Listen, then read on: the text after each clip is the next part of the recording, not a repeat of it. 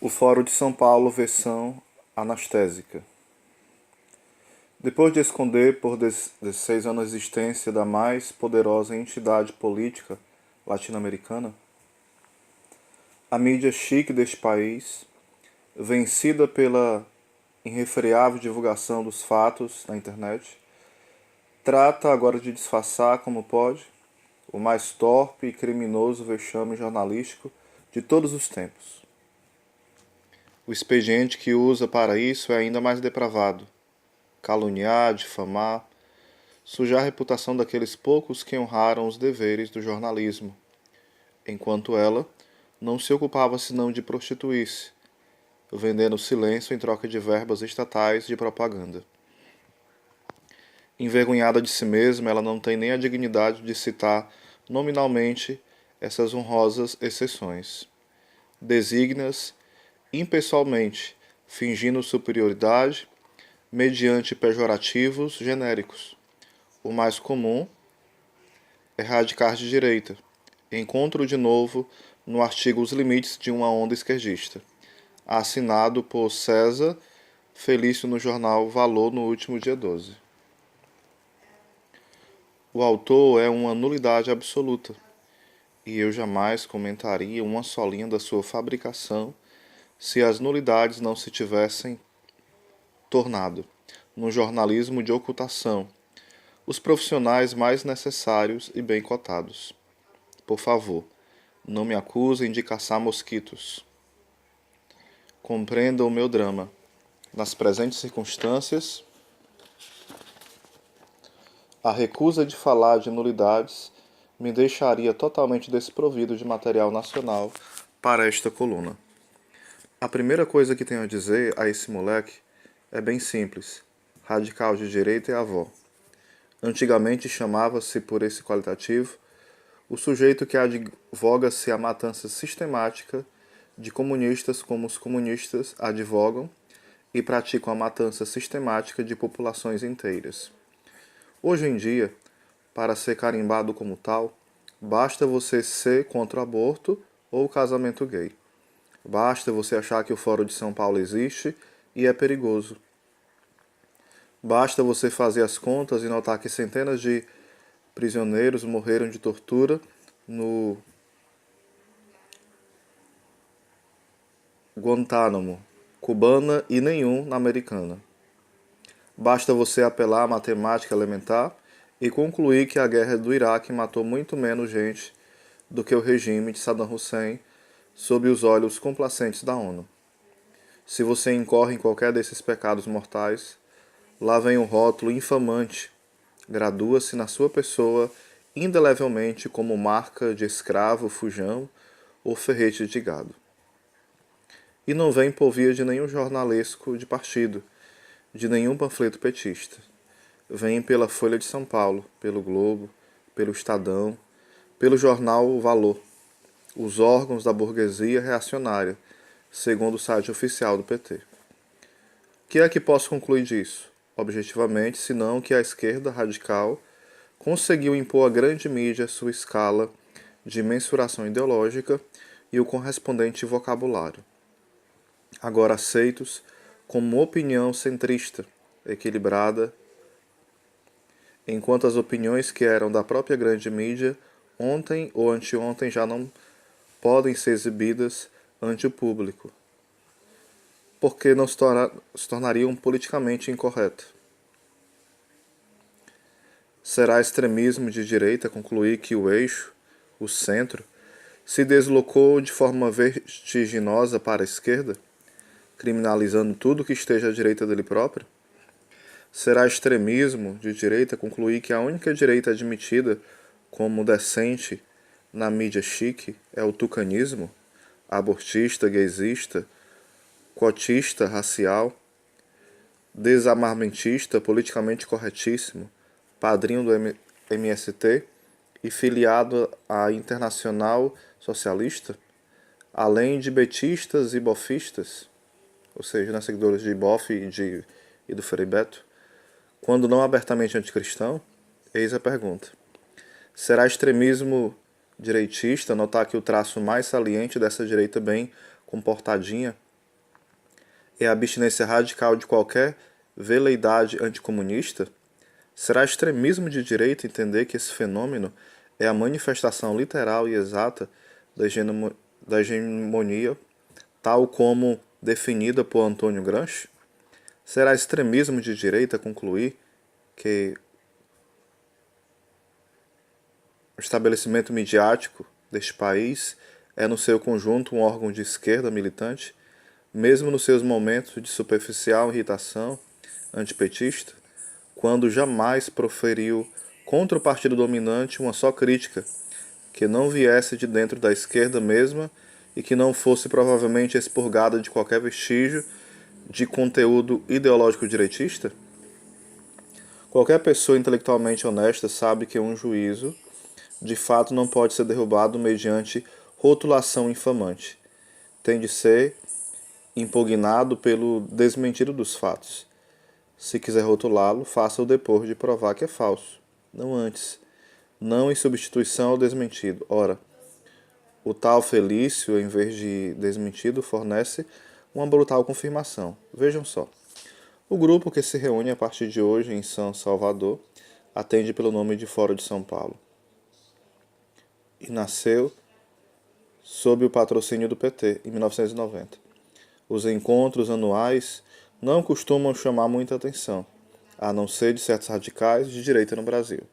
Ora, como é possível que encontros esquerdistas anuais, repetidos ao longo de uma década e meia, com centenas de participantes, entre os quais vários chefes de Estado, não chamem a atenção exceto de radicais de direita?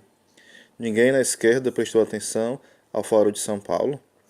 O senhor Lula fez um discurso presidencial inteiro a respeito, sem prestar a mínima atenção à entidade da qual falava? Antes disso, quando presidia pessoalmente as sessões da entidade até 2002, Fórum de São Paulo, não lhes prestou nenhuma atenção, entrava em transe hipnótico e balbuciava mensagens do além sem se lembrar de nada ao despertar? Os jornalistas de esquerda que às dezenas compareceram aos debates foram lá por pura desatenção, dormiram durante as assembleias e voltaram para casa sem coisa nenhuma para contar? O senhor Bernardo Kuzik, um dos fundadores da entidade, que emocionado assistiu ao nascimento dela, no encontro entre Fidel Castro e Lula, não prestou a mínima atenção àquele momento supremo da sua vida de militante esquerdista? Pago com dinheiro público para relatar aos eleitores os atos presidenciais, calou-se por mera distração, e também por mera distração guardou os fatos para contá-los depois no seu livro de memórias, onde só os colocou porque não tinha a mínima importância? Ora, menino bobo, você não sabe a diferença entre a desatenção e a atenção extrema acompanhada de um propósito deliberado de ocultar? Que você seja desprovido do senso da verdade, vá lá. Sem isso não se sobe no jornalismo brasileiro. Mas será que você precisa também desprover-se do senso do ridículo ao ponto de tentar minimizar a importância do fórum e logo em seguida, citando documentos oficiais da entidade, alardear que na primeira reunião do grupo, em 1990, os integrantes estavam no governo em um único país, Cuba? Hoje desfrutam um poder na Venezuela, Brasil, Bolívia, Nicarágua, Argentina, Chile, Uruguai e Equador? Você acha mesmo que a organização que planejou e dirigiu a mais espetacular e avassaladora expansão esquerdista, já observada no continente, é um nada, um nadinha, no qual só radicais de direito ou teóricos da conspiração poderiam enxergar alguma coisa? Na verdade, o próprio Felício enxerga ali alguma coisa. Ele cita o documento oficial.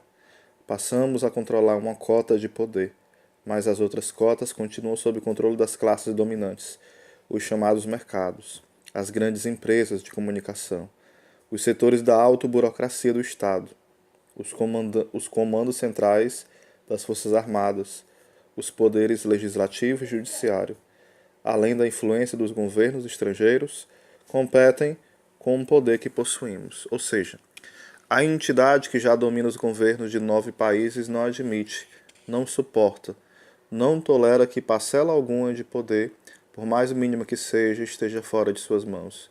Nem mesmo as empresas de comunicação e o judiciário, sem culpa, sem cuja liberdade a democracia não sobrevive um só minuto.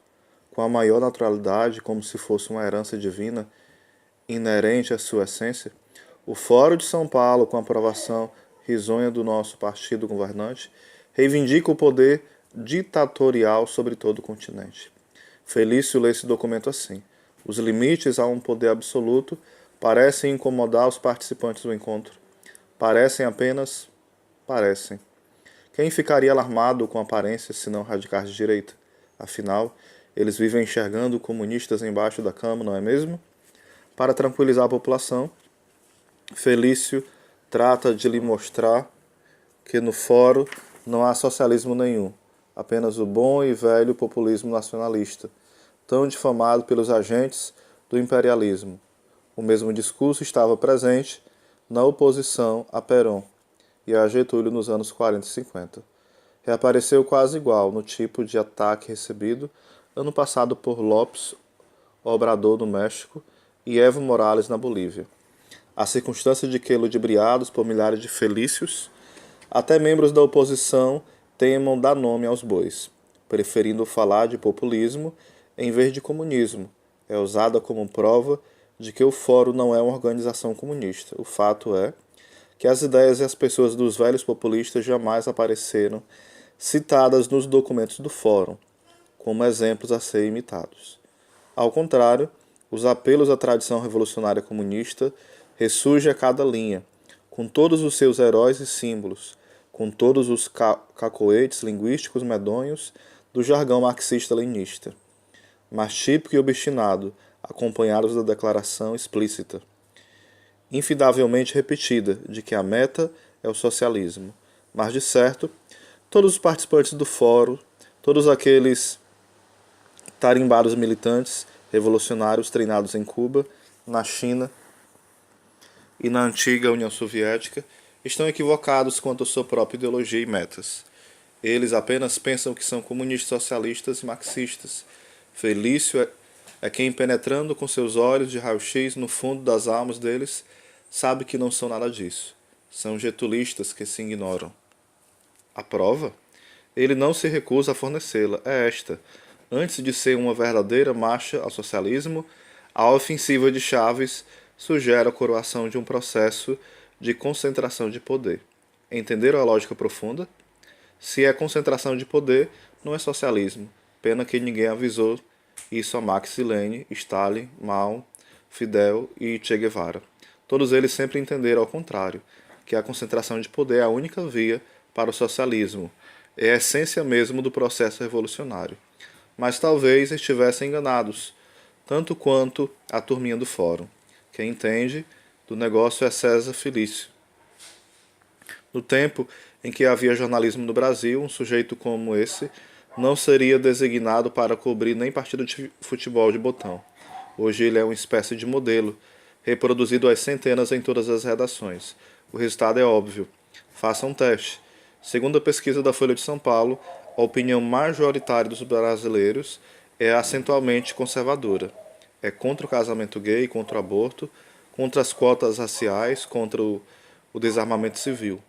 É contra tudo o que os felícios amam. É até a favor da pena de morte para crimes hediondos. E confia infinitamente mais nas forças armadas do que na classe jornalística que as difama sem cessar.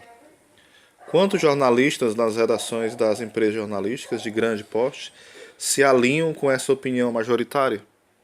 Não fiz nenhuma enquete, mas por experiência pessoal afirmo poucos ou nenhum. A leitura diária dos jornais confirma isso de maneira mais patente. A opinião pública brasileira não é refletida, representada pela grande mídia. Não tem direito à voz, a não ser por exceção raríssima, concedida a algum colaborador ocasional, só para depois ser exibida como exemplo de aberração extremista, felizmente compensada pela pletora de articulistas serenos, normais e equilibrados, que igualam George Bush e Hitler, e Abu Ghraib em Auschwitz. A ideia mesma de que uma mídia só pode ser equilibrada quando reflete proporcionalmente a divisão das correntes de opinião no país já desapareceu por completo da memória nacional. O simples ato de anunciá-lo tornou-se prova de direitismo radical. Resultado: a elite microscópia de tagarelas esquerdistas que domina as redações. Não mais de 2.000 pessoas. Se permite tomar a sua própria opinião como medida da normalidade humana, condenando como patológicas e virtualmente criminosas as preferências gerais da nação.